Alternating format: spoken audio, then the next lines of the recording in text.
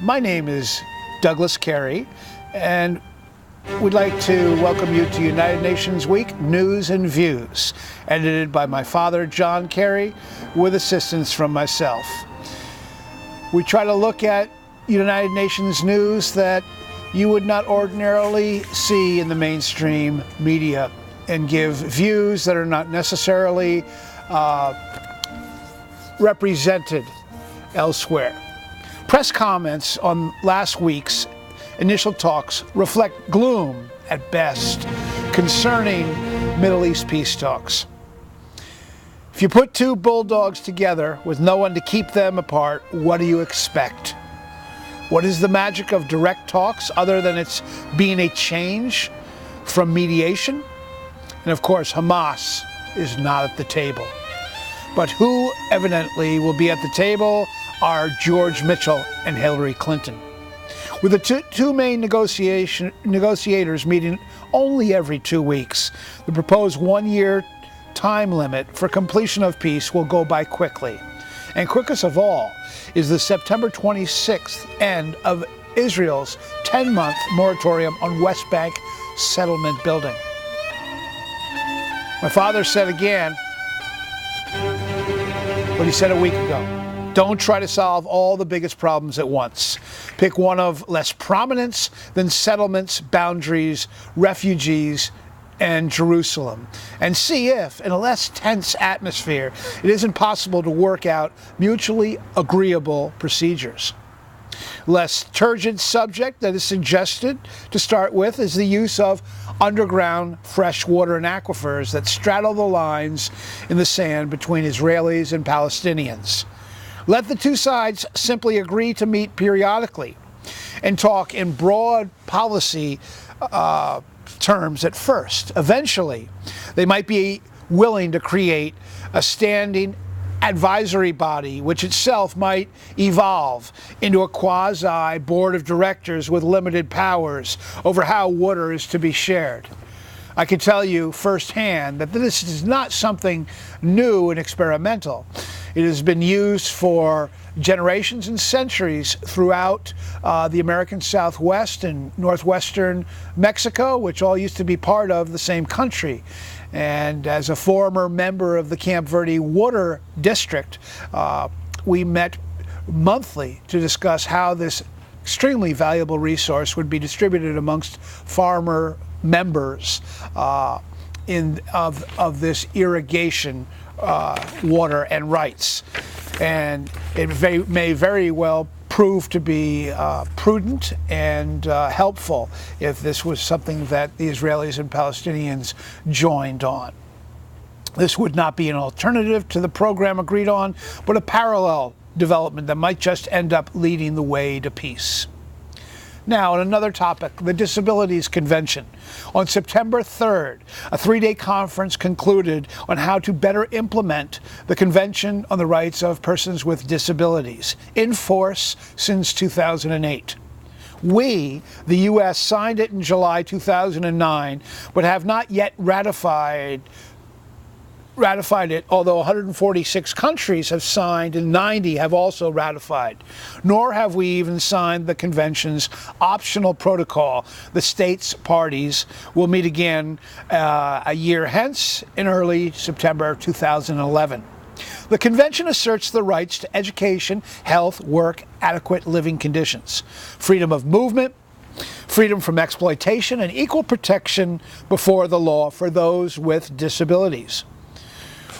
Here's a UN photo of Sofia, Paris, showing a handicap international clinic in Haiti, visited by UN Deputy Secretary General Asha Rose Magiro last April. A patient is waiting to be fitted with a prosthetic leg. And this amazing UN photo by Christopher Herwig shows amputee soccer players in Liberia 2 years ago in a game celebrating International Day of Peace organized by the UN mission in Liberia. Even though not a state party, the U.S. participated actively in last week's conference. Judith Human, special advisor to the U.S. Delegation for International Disability Rights, told Roundtable 2 on inclusion and the right to education that, quote, although education in the United States is provided largely by state and local governments, federal laws extend the reach of the federal government over the state's provision of public education to children with disabilities through the Rehabilitation Act of 1973, the Americans with Disabilities Act of 1990, and the Individuals with Disabilities in Education Act, first enacted in 1975. Continuing quote, these statutes recognize and protect the rights of persons with disabilities to be educated to the extent appropriate to their needs with their non-disabled peers.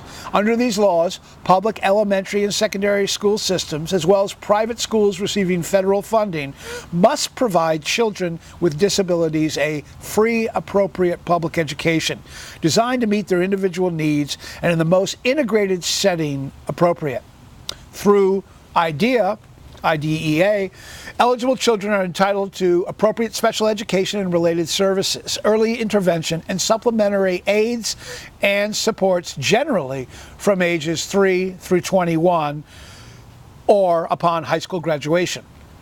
The number of children with disabilities receiving special education and related services age 6 through 21 increased from just over 3 million in 1976 to almost 6 million in 2008.